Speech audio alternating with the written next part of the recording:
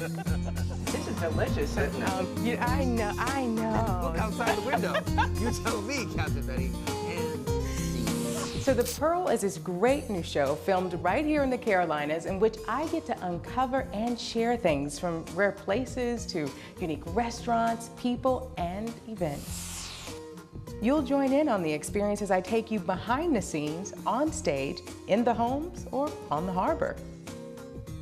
The Pearl's important to me because as women, we need to have quality TV that speaks to us, educates us, and inspires us.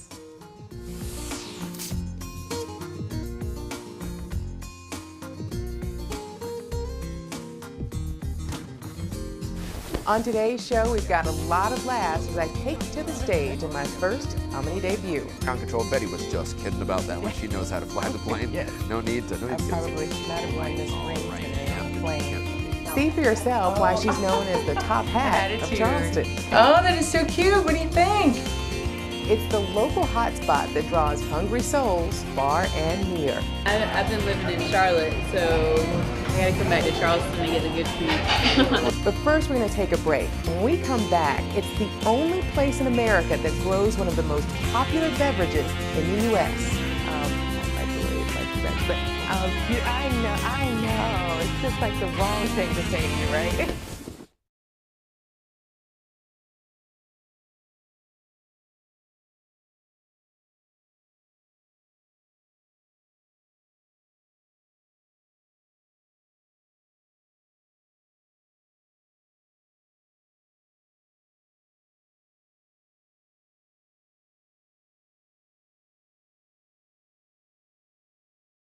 It's the only place in America that grows, cultivates, and provides the most popular drink outside of water, and it's located just miles away from Charleston.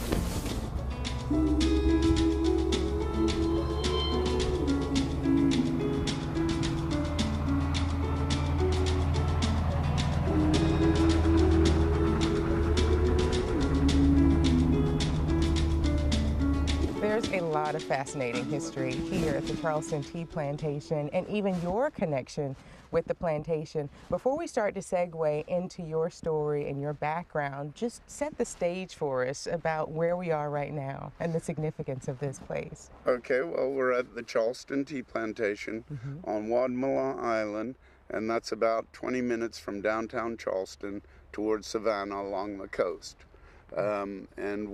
This is the only tea plantation in America. So this is the only place tea is actually grown in this country.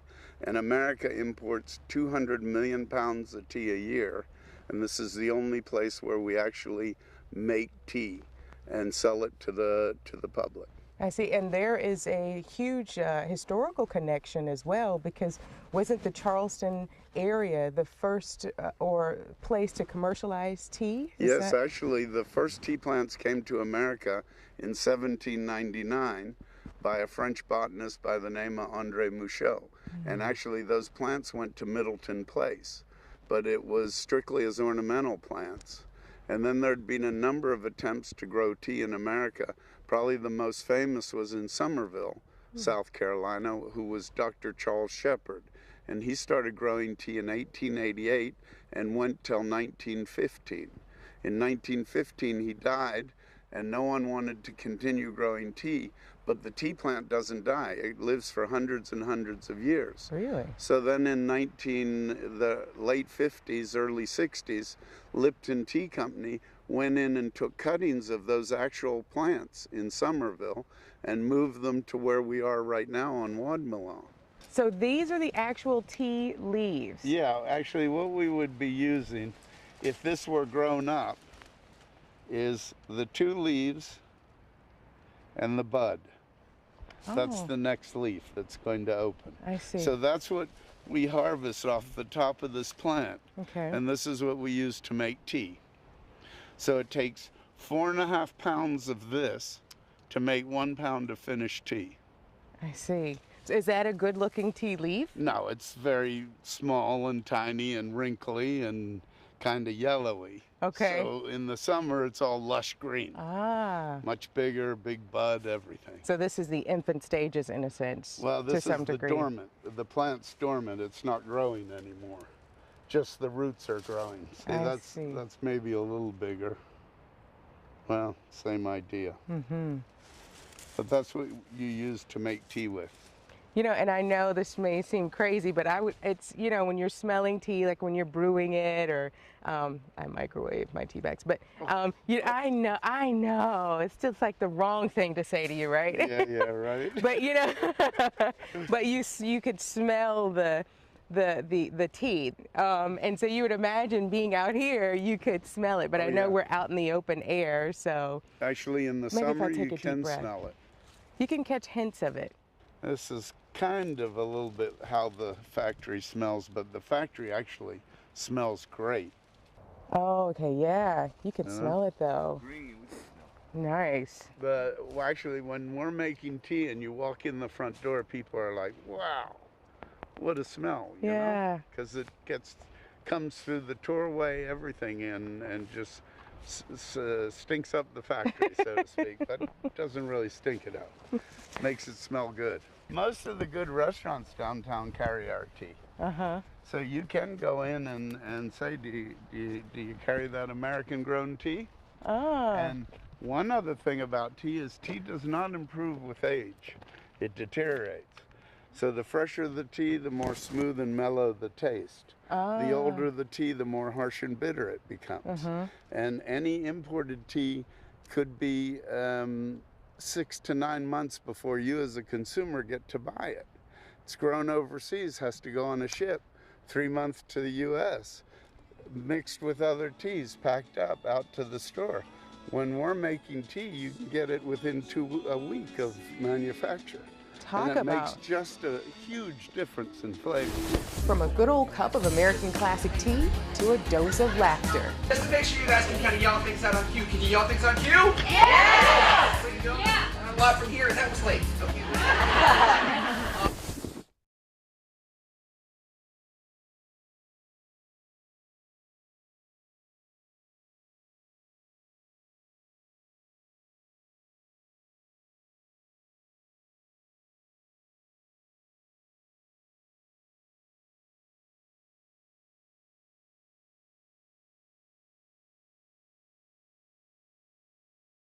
From a good old cup of American classic tea to a dose of laughter.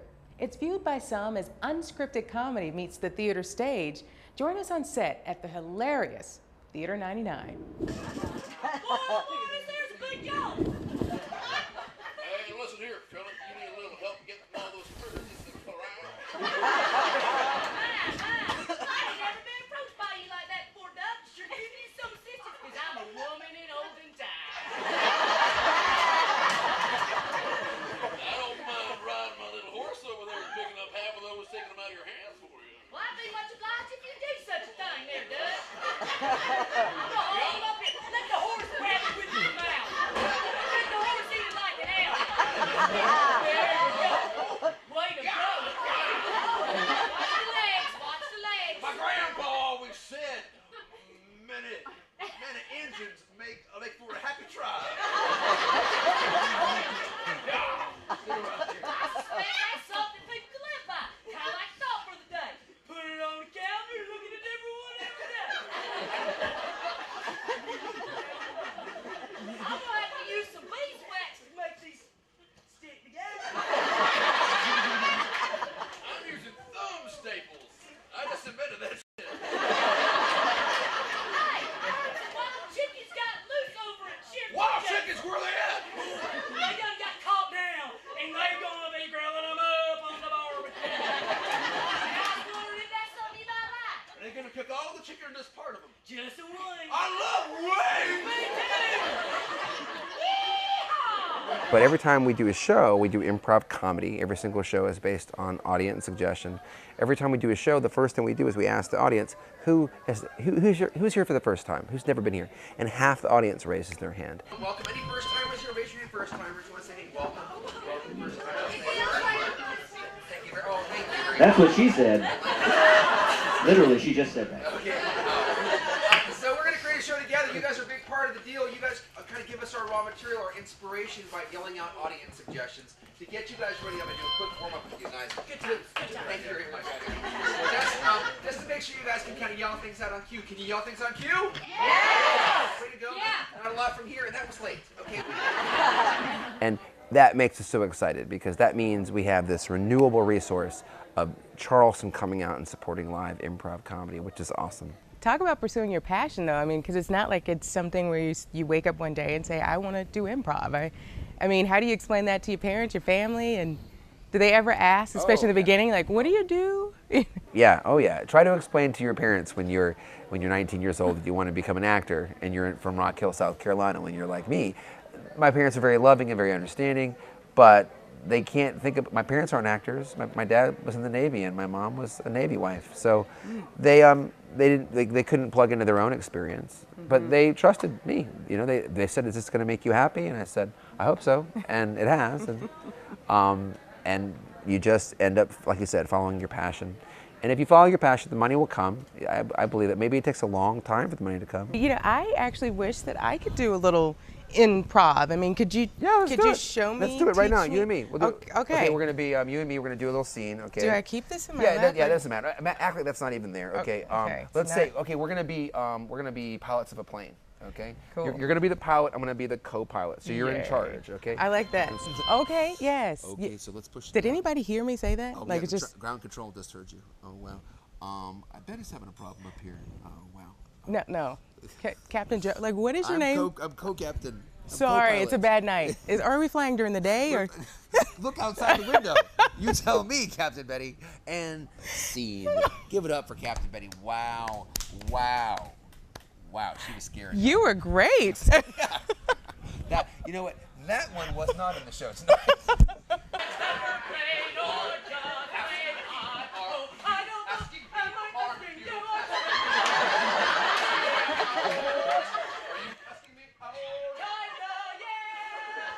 So your partner, Brandy, you two have been together for many, many years. I met Brandy in high school, and a long time. A long time ago. But we started the Have-Nots together. That's the group that founded this theater 18 years ago. And when we founded the theater company in 2000, so that's 13 years ago now. But Brandy and I have done literally thousands of scenes together. And people always say, well, here's the thing is, if Brandy says something, I almost know how she's going to finish her sentence. Anytime you want. Anytime. You know what they say? How do you do that? I mean, how do you go right into a whole other character? You're not changing scenes or transitioning out. How do you do that? You know, it's weird. I think it's all about like just relaxing, turning the volume down in your head so that you can relax and just go for it. And then just really focus on listening to your partner, you know, because you have to hear, since you're making it up out of nothing, you have to hear what they're saying and then truly respond back to it. Well, and you know, even though this packed house, I heard you had to turn like 50 people away. It was busy tonight. Knock on wood. As you know, through the emails that have been going back and forth to you about the show, The Pearl is about, you know, really focusing on those hidden treasures and gems within the city and beyond, but it looks like you're far from a hidden treasure. I mean, it's so funny because I've always said, like, we haven't scratched the surface as far as this area knowing who we are, because you meet all people all the time like, now where is it? What is it? Y'all do stand up? Now what is it? And you're like, oh great, you don't know about it, come on. Walking out in the field, we need fix. I know. Hey buddy, get my wife over there.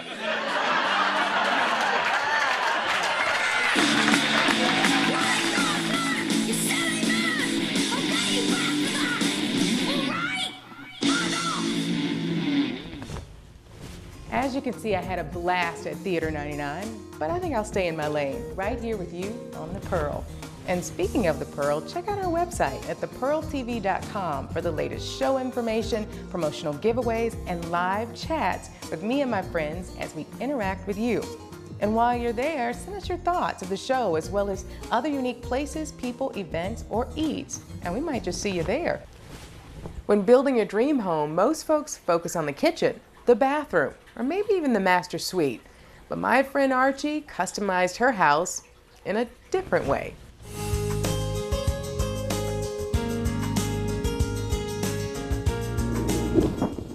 Okay, so we're going into the hat room now. We are Entering the hat room. Yes, this is where we have the vault of the chapeau. Oh, nice. And then, is there a fancy name for closet here? This is beautiful. Well, it was actually a beautiful surprise. Our home is just in a typical subdivision, and it's one of the regular models. Suddenly, we found this closet. Now, of course, every woman wants another closet, but this one was specifically designed to hold my hats. And they literally rerouted the heating ducts to carve it out for me. This is a wonderfully universal hat that looks great on everybody if you want to put that on. But any hat that you see. There's a mirror right there. And then you've got to cock it. Give yourself a attitude. Oh, a attitude. Oh, that is so cute. What do you think? Oh, these are beautiful. For us, we can and we should wear them all day because so many ladies will say it gives me hat hair. But you don't take it off. And therefore, you know, my hair is going to look as nice 6 hours from now as it does now. You know, humidity and our hair just doesn't stay as we want it, but with a hat on, it does. So you have to tell us about this long-legged beauty here. Wearing a lampshade for her hat, which sometimes I feel like I'm wearing lampshades. We had moved around a lot, and we would get all these magazines, the mail-order magazines, and we vowed we would never open them, order anything again. And we hoped that the companies wouldn't catch up to our latest. We weren't on the run, but we had enough different addresses. And one day a magazine came, and she was on the cover.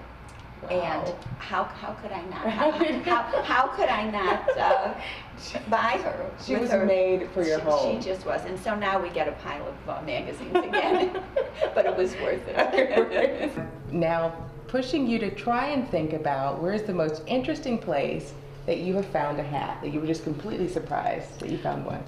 Well, the best answer I can give is we had gone to a cultural event at a museum.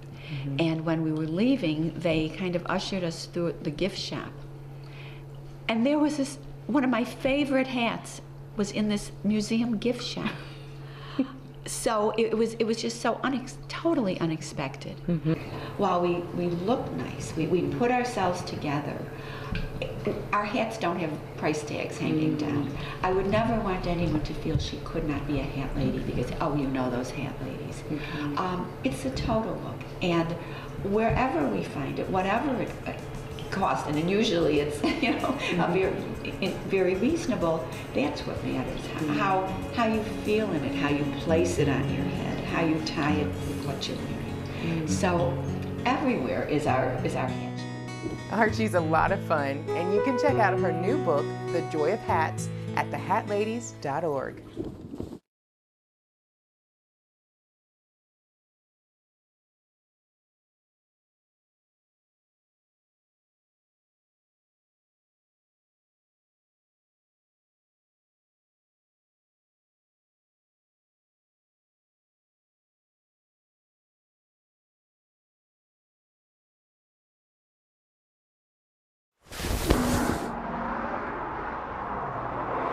On the Pearl, where you find unique stories that deal with interesting places, events, people, and now eats. And we found the quaint little spot just off Highway 17 called Seaweed Restaurant.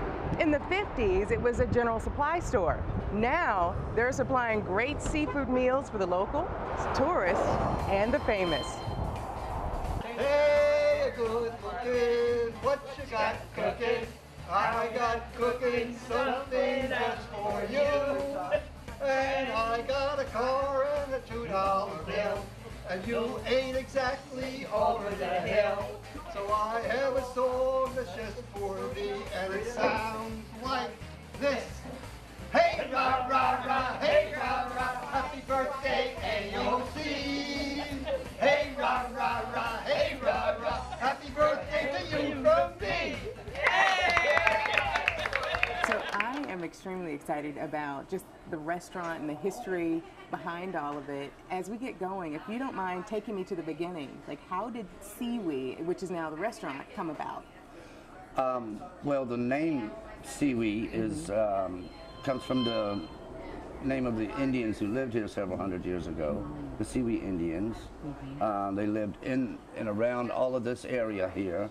We named it Sewee Restaurant because it was originally Sewee Supply, a grocery store that my mom and dad bought in the late 50s.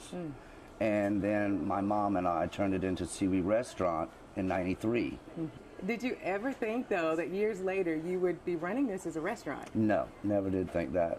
Where did the inspiration come from? Just an idea that we thought of, and we pursued it, and we've been fortunate. Wow. Done pretty good ever since. Every Saturday? 4 hours every Saturday just to eat here. No, It is we're good here food. a lot, and this is one of our favorite stops. Right, Story? This is the crab hash with grilled shrimp, butter beans, red rice, whole flounder, fried squash. Gets no better than that. Yummy. Are you gonna be able to eat that whole thing? No, there's no way I can eat the whole thing. No way. I think my eyes were bigger than my stomach. The customers come pretty regularly. Is it weekends or when's your heavy traffic? We have our share of locals, and of course, during the tourist season, we have a lot of people from all over. Order up! We live right down the street, Somerville.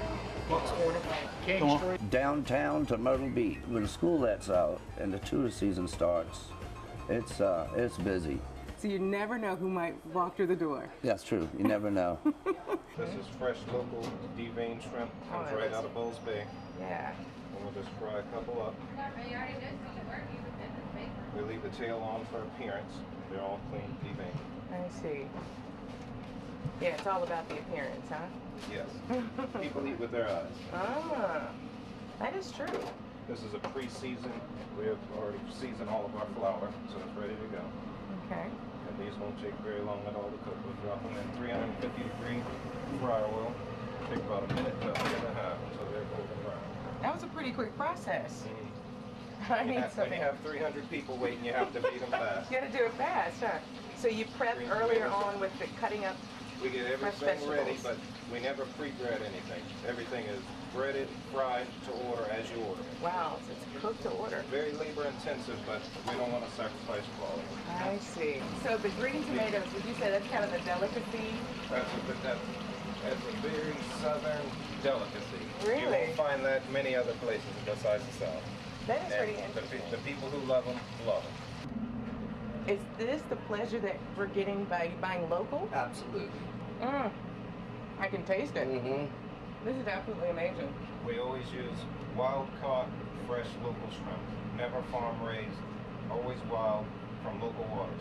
I can see why this is a tourist stop, a local stop, and also the stop for the celebrities. Absolutely delicious.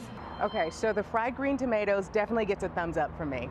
And the fried shrimp, and the red rice, and the hush puppies, and literally everything on my plate was delicious. And during the summer months, this outdoor patio area is even home to local bands and famous bands as well. So the Sewee Restaurant has a little something for everybody, and just miles away from Charleston. Thank you. We enjoyed it. Thank you so much for joining us, and take a few moments and explore the rest of our website. You can even watch past clips of the episodes on demand. And make sure and like us on Facebook. I'm Tia Brewer, your host of The Pearl.